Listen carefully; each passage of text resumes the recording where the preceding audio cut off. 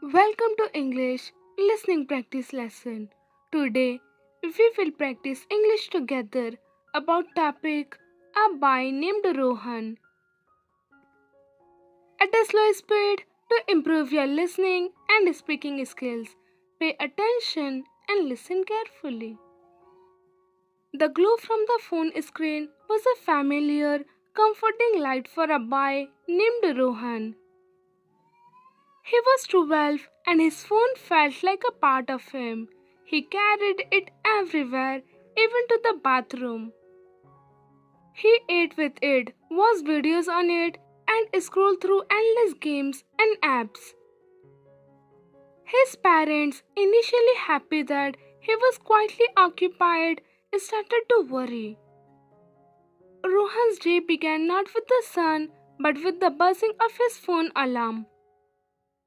He didn't even need to open his eyes fully to swipe it off. Then, still in bed, he'd open a game.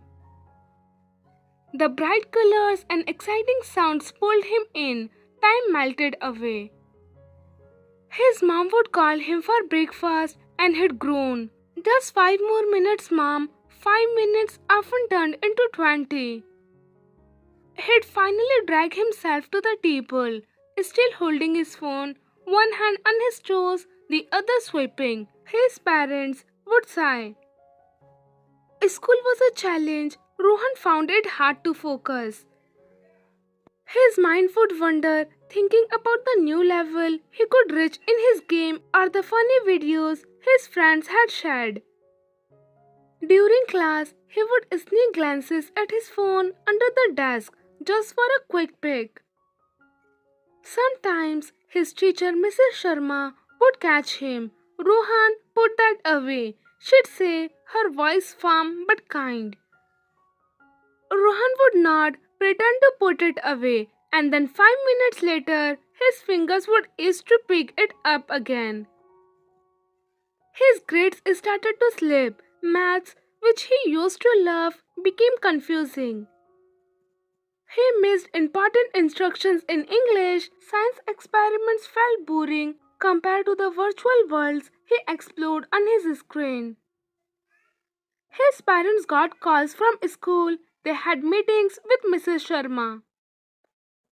Rohan felt a little sad about his bad grades, but the pull of his phone was stronger. Even after school, the phone was his constant companion. He used to play cricket with his friends in the park. Now, the park felt far away. His friends would call him, but he'd say he was busy. He wasn't really busy, he was just glued to his screen. He'd sit on the sofa, sunlight streaming through the window, but he wouldn't notice. He wouldn't hear the birds singing outside, he only heard the sounds from his phone. His parents tried to talk to him. Rohan, why don't you go outside? His dad would ask. You used to love playing in the garden.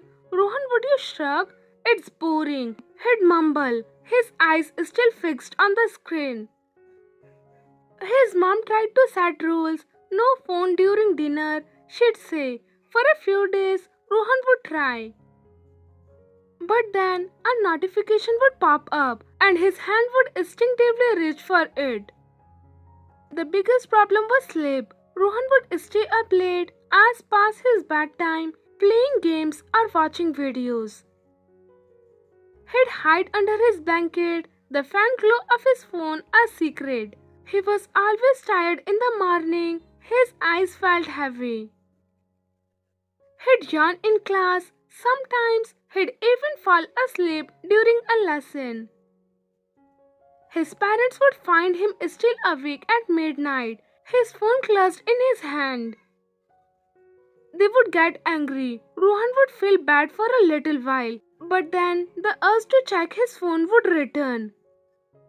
One evening, something happened that made Rohan think. His grandparents came to visit.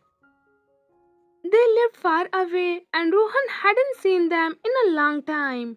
His grandma, a sweet lady with a warm smile, wanted to tell him a story. She sat him down on the rug, ready to begin. But Rohan, without thinking, pulled out his phone. He started scrolling. His grandma looked at him, her smile fading a little. Rohan, she said softly. Are you listening? Rohan looked up, startled. He saw the hurt in her eyes. He quickly put his phone down. He felt a pang of guilt. He had missed the first part of her story. He had missed her kind gaze. Another incident happened a week later. Rohan's little sister Sia, who was 4, wanted him to build a tower with her blocks.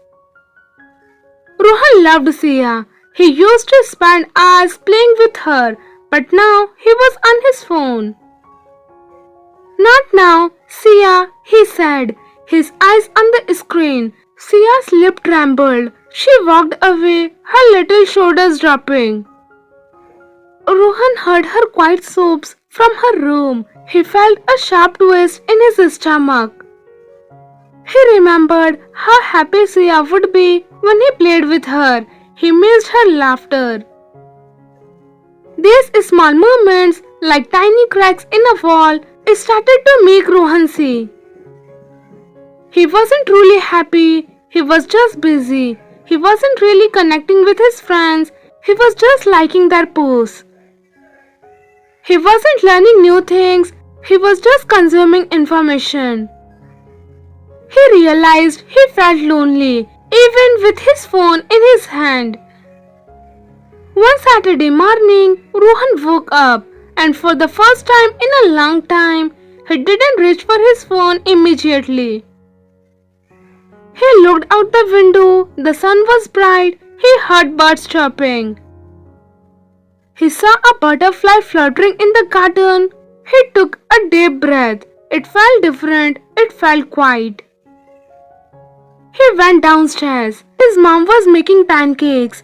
Good morning, sleepyhead, she said, smiling. Ready for breakfast? Rohan nodded. He sat down at the table. His phone was on the counter, buzzing with notifications, but he didn't pick it up. He ate his pancakes, really tasting them. He talked to his mom about school. He looked at his dad, who was reading the newspaper. It felt good. That day, Rohan decided to make a change.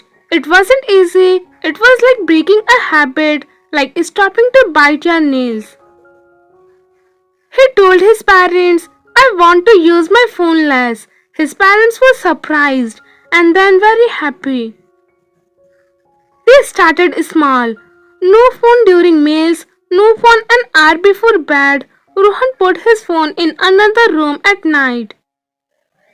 It was hard. His fingers still itched. He felt restless. He would sometimes sneak a look. But then he'd remember his grandma's sad eyes or Sia's quiet sobs. He started playing cricket again. At first, he was rusty. He missed some catches, but his friends didn't mind. They were just happy he was there. He felt the wind on his face, the sun on his skin. He heard the shouts and laughter of his friends. It felt real. It felt good. He started reading books again. He discovered stories that pulled him into new worlds. Worlds that were much richer and more exciting than any game. He helped Sia build tall towers. He saw her face light up with joy. He started talking more to his parents. He told them about his day, about his thoughts. They listened, they smiled. His grades slowly started to improve. He paid attention in class. He understood things better. Mrs. Sharma even complimented him. Rohan, you've been doing wonderfully, she said. He felt a blush of pride. Rohan still used his phone. It was impossible not to. He used it to talk to his friends, to do homework, to watch a movie sometimes. But now he was in control. The phone was a tool, not a master. He decided when to use it and for how long. He learned to put it down, he learned to look up, he learned to see the world around him. The glow from the phone screen no longer held him captive. The real world, with its sunshine, its laughter, its challenges, and its quiet moments, shone much brighter.